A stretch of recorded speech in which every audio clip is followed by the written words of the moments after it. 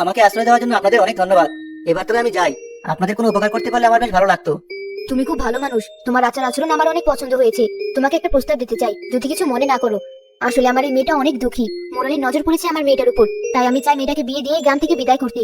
তোমার যদি কোনো আপত্তি না থাকে তাহলে তুমি আমার মেয়েটাকে গ্রহণ করো। তুমি এসব কি বলছো? এই লোককে তো আমরা ভালো করে চিনি না, আর তুমি কিনা তার হাতে আমাকে ধরে দিচ্ছ। মুরলির হাত থেকে বাঁচার জন্য আমাদের আর কোনো উপায় নেই মা, তুমি কোনো চিন্তা করো না, আমি যা করবো তোমার ভালোর জন্যই করবো।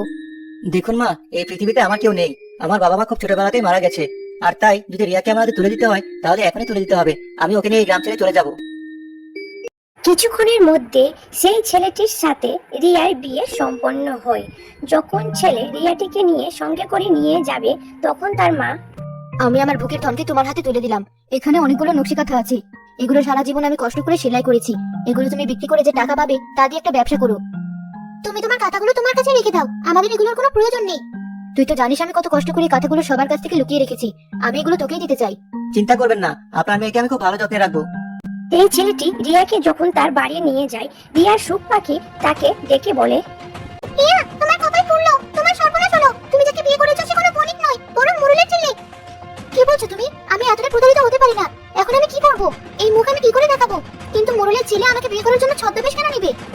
সবকিছু হলো এই কাঁথার জন্য। কাঁথাগুলো পাওয়ার জন্য তোমাকে মিথ্যে কথা বলে বিয়ে করেছি।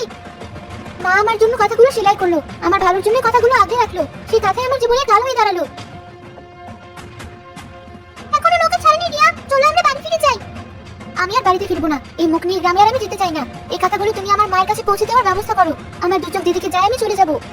না রিয়া, তুমি এমন কিছু করো না, যদি তোমার মা জানতে পারে অনেক কষ্ট পাবে।